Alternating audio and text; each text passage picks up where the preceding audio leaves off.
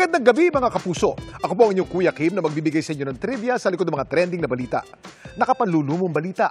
Umabot na sa 9 na dolphin ang namatang patay sa iba't ibang lugar sa Negros Oriental.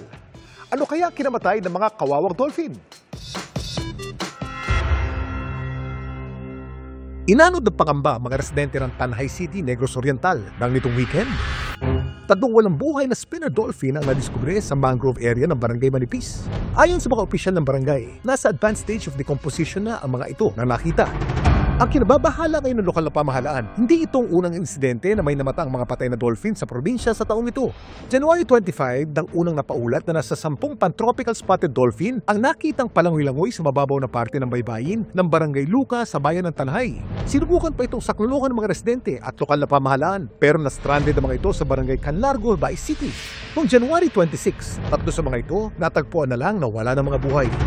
Nadagdagan pang listahan ng may isa pang patay na dolphin ang namataan noong January 27 at isa pa noong January 28. Noong January 31, isa namang spinner dolphin ang namatay sa Barangay Piapi sa Dumaguete City. Kaya suma total, 9 na dolphin ang natagpuang patay sa probinsya sa taong ito. Ano nga ba ang posibleng kinamatay ng mga ito?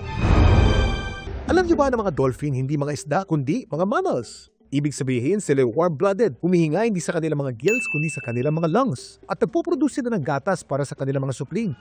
Ayon sa IUCN Red List of Threatened Species, sa 41 species ng marine mammal na ito, 5 species at 6 na subspecies ang tinuring ng endangered. Kabilang sa mga banta sa mga dolphin, ang overfishing, polusyon at global climate change. Samantala sa isang pahayag, inilahad ng lokal na pamahalaan ng Bais na ang 14 na dolphin na natagpuan sa bayan ng Bais, isinailalim sa necropsy. Dito na pag-alaman na may lung trauma ang mga ito bunsod ng matinding underwater pressure o malakas na pagsabog. Dahil sa tinamong mga sugat, kaya raw nalunod ang mga dolphin. Doon sa lesions po, meron na po siyang nangingitim na part. So, assumption namin, it could be matagal na, kumbaga chronic yung na-experience ng dolphin. Kaya siya nag-stranding kasi nga nangihina siya.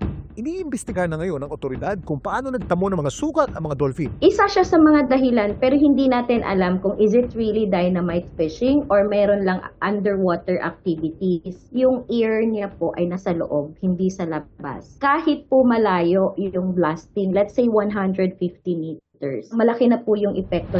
Nakapanghihinayang lalo't ang mga marine mammal na ito, isa pa din sa tinuturing na pinakamatalinong hayop sa buong mundo.